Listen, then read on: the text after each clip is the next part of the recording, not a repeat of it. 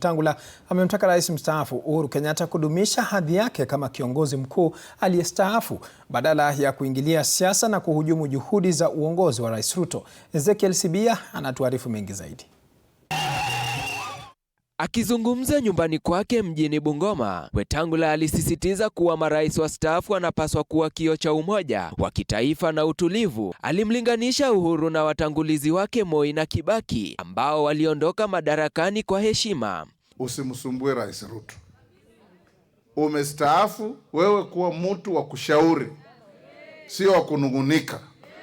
Kuwa mtu wa kushauri, mtu ya kusaidia nchi. Because when a country goes astray, we count on our senior leaders, including you, Uhuru Kenyatta. Aidha, aliwahimiza wakazi wa Bungoma kumuunga mkono Rais William Ruto kwa muhula wa pili mwaka wa 2027 ili aendeleze miradi ya maendeleo. Wewe Rais William Ruto alikubeba kwa mabega, alikubeba kwa mgongo, aka make sure kwamba wewe ni rais. Jameni, kwa heshima nchi ya Kenya na kwa heshima ya support ambayo rais alikupatia, pia wewe unga mkono William Samuel Ruto afanyie watu wa nchi watu wa Kenya kazi. Vilevile, baadhi ya viongozi katika kaunti ya Bungoma walisifia mageuzi ya sekta ya sukari yanayolenga kuimarisha malipo ya wakulima wadogo. Wakasema maneno mengi, lakini ukweli ni kwamba sasa Nzoia yenye ilikuwa imekufa inasiaga miwa.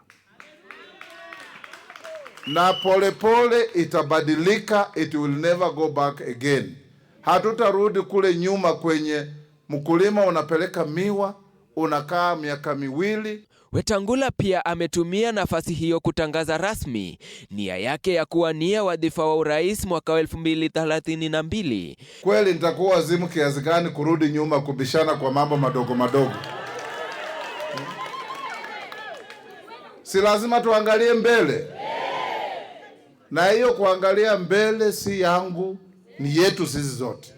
Ezekiel Sibia, TV47.